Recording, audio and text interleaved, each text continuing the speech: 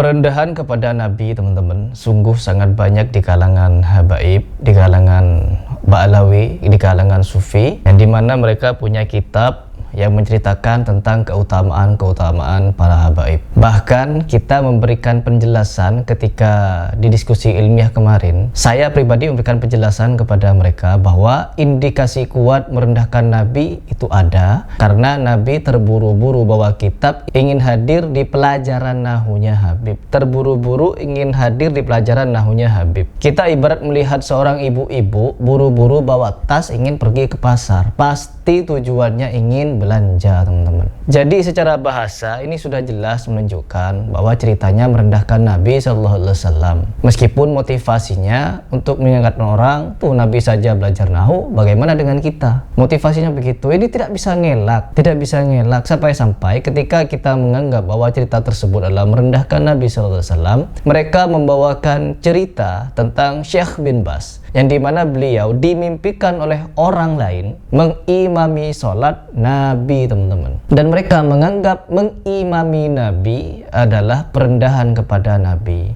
Syekh Abdul Aziz Ibn Abdullah Ibn Baz, di dalam kitab Al-Imam Ibn Baz, Durusun wa Mawaqif wa Ibar, karya Abdul Aziz As-Sadhan, halaman 107 sampai 108. Beliau, Syekh Abdul Aziz As-Sadhan, murid daripada Syekh Abdul Aziz bin Baz, mengatakan bahwasanya saya pernah melihat di dalam mimpi bahwasanya Syekh adanya Nabi Muhammad SAW di satu masjid di kota Riyadh. Lalu Syekh Abdul Aziz Sadhan datang ke masjid tersebut, lalu bertanya, mana Nabi Muhammad SAW? Lalu dikatakan itu Nabi Muhammad SAW berada di depan bersama 8 orang lain, kurang lebih maknanya, atau bersama beberapa orang di depan di saf yang terdepan, dan melihat Nabi Muhammad SAW menggunakan imamah. Lalu Syekh Abdul Aziz Sadhan secara inisiatif beliau bersegera menuju saf yang terdepan untuk melihat wajah Nabi Muhammad SAW. Tiba-tiba seakan-akan bumi terbelah. Lalu keluarlah Syekh bin Baz dan langsung mengimami sholat, dan yang menjadi makmumnya adalah Nabi Muhammad SAW. Kita mengetahui dari sisi sirah, tidak ada satupun sahabat yang berani untuk menjadi imam sahabat yang lainnya selama Rasulullah SAW masih ada. Tidak ada satupun. Ya, maka dari itu kalau kita menggunakan kaidah Anda seperti ini, ya, saya bukan berarti mengatakan ini, tapi konsekuensi dari ucapan Anda, maka kita akan bisa mengatakan Syekh Abdul Aziz bin Baz itu menghina Nabi Muhammad SAW.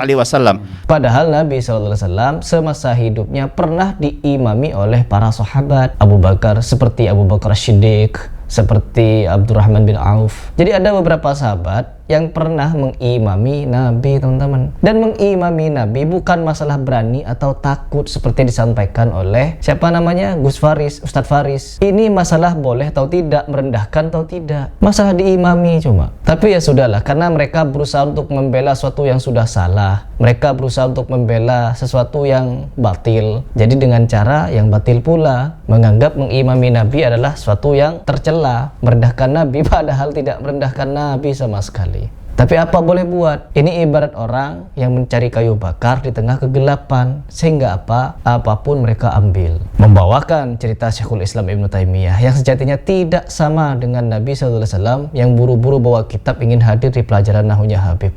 Innalillahi wa inna ilaihi raji'un. Kita mengulang-ulang ini. Mereka berdua hanya demi membela Habib tersebut sampai mati-matiannya memberikan pembelaan. Ya Allah. Padahal dari kalangan NU pun banyak yang tidak setuju, banyak yang mengkritik dan meyakini ini adalah perendahan kepada Nabi SAW.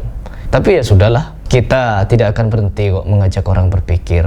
Apalagi di sini, teman-teman, saya hanya ingin mengajak kalian berpikir dan merenung dengan bantahan yang akan kami paparkan di video ini, agar umat semakin berpikir. Seperti ini videonya. Seperti Syekh Abdul Aziz bin Baz, sebagaimana yang dikatakan oleh salah seorang murid Syekh Abdul Aziz Sadhan, beliau mengatakan melihat di dalam mimpinya beliau mengimami Rasul SAW. Dulu sahabat nggak ada yang berani mengimami salat. Sayyidina Abu Bakar ketika Rasul SAW ketika dalam kondisi akhir-akhir umurnya, dalam kondisi sakit kritis-kritisnya saat itu, dan beliau tidak mampu untuk menghadiri salat berjamaah, Sayyidina Abu Bakar kan diinstruksikan oleh Rasul untuk menggantikan beliau sebagai imam. Tiba-tiba di satu hari Rasul SAW keluar. Sayyidina Abu Bakar begitu tahu Rasul keluar, wah ini Rasul keluar, saya nggak bantas ini, saya harus mundur. Tapi Rasul memberikan isyarat, tetap berada di tempatmu untuk melanjutkan menjadi Nanti lihat sahabat nggak ada yang berani untuk menjadi ini seorang Syekh bin Bas. Ya kalau kita bandingkan Syekh bin Bas dengan Sayyidina Abu Bakar, mana yang lebih mulia, mana yang lebih tinggi derajatnya? Benarkah Syekh bin Bas bermimpi mengimami Nabi Shallallahu Alaihi Wasallam? Saya Ahmad Ansari. Yuk kita bedah faktanya. Di dalam kitab Al-Imam Ibnu Bas, Durusun wa Mawaqif wa Ibar, karya Syekh Abdul Aziz As-Sadhan, murid Syekh bin Bas hafizahullah ta'ala, diterangkan halaman 128, itu memang betul bahwa ada seseorang yang bermimpi tentang ini. Tapi ingat ya, bahwa ini yang bermimpi bukan Syekh bin Bas, tapi yang bermimpi adalah orang lain tentang Syekh bin Bas. Dalam video tadi dikesankan bahwa yang bermimpi adalah Syekh bin Bas, sehingga seakan-akan Syekh bin Bas itu memuji dirinya sendiri. Ini tidak betul. Tidak boleh kita berdusta atas nama orang lain, apalagi atas nama ulama ya. Ini berat ini. Bahkan kalau kita cek pernyataan-pernyataan atau sikap-sikap Syekh bin Bas ketika mendengarkan pujian-pujian, beliau itu orang yang paling tidak senang dipuji. Orang yang sangat rendah hati. Sebagai contohnya yang saya tampilkan di layar ini. Ketika Syekh bin Bas diberikan pujian, dibuatkan sebuah qasidah ditulis oleh salah seorang ulama di India, namanya Taqiyuddin Al-Hilali ya, rahimahullahu ta'ala, memuji Syekh bin Bas secara berlebihan. Maka Syekh bin Bas rahimahullah kemudian mengatakan, inni abra'u ilallah minar ridha bidzalik.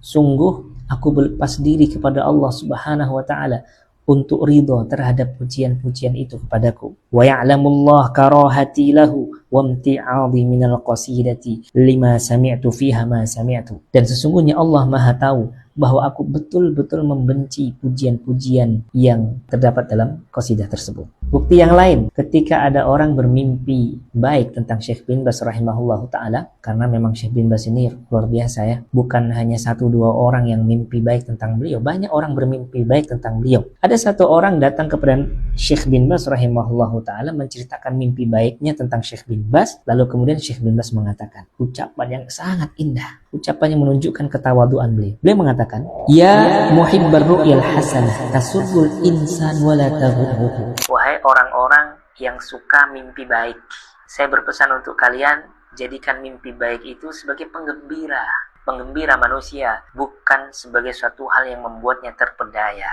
Bal yazdada ijtihadan fil khair. Kan tetapi hendaknya mimpi baik itu semakin menambah semangatnya dalam melakukan amal ibadah, amal kebaikan-kebaikan.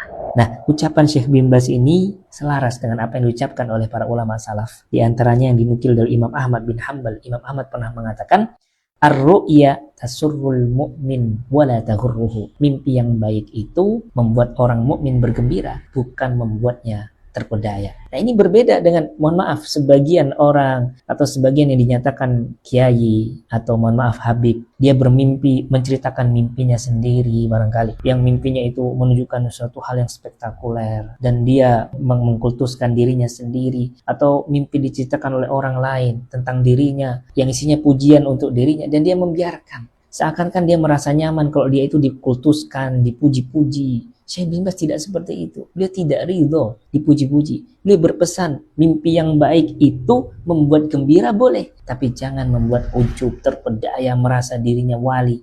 Terus tentang mimpi Syekh bin Bas tadi mengimami Nabi SAW, itu apa? Apa yang salah? Itu mimpi orang lain tentang Syekh bin Bas, dan itu adalah kabar gembira. Nabi SAW sendiri mengatakan, lam yabqa minan nubuwati illa ru'ya yarahal abdu as-salih autura lahu. Tidak tersisa dari kenabian ini kecuali mubasyirat, kabar gembira.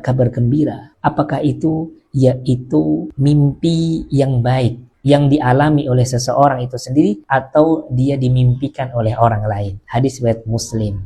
Maka berkenaan mimpi oleh seseorang tentang Syekh bin Bas tadi bisa kita pahami itu sebagai mubasyirat, kabar gembira untuk Syekh bin Bas rahimahullah ta'ala dan orang-orang yang berada di sekitar beliau. Sebagaimana dijelaskan oleh salah seorang ahli takbir mimpi, disebutkan dalam kitab tersebut setelah menyampaikan kisah tadi. Hadhihi la tahtaju ila ta'bir. Mimpi ini tidak perlu untuk ditakbil atau ditakbir karena tu'abbiru nafsuha binafsiha. Rentetan kisahnya itu sudah saling mentakbir atau menafsirkan. Ar-Rasul sallallahu alaihi wasallam huwa sunnah wa syekh Abdul Aziz bin Baz rahimahullah imamus sunnah fi waqtihi. Makna dari mimpi itu adalah Ar-Rasul sallallahu alaihi wasallam itu adalah simbol daripada sunnah, sementara Syekh bin Baz rahimahullah taala adalah imam sunnah pada zamannya, pada waktu itu. Semoga mencerahkan. Assalamualaikum warahmatullahi wabarakatuh.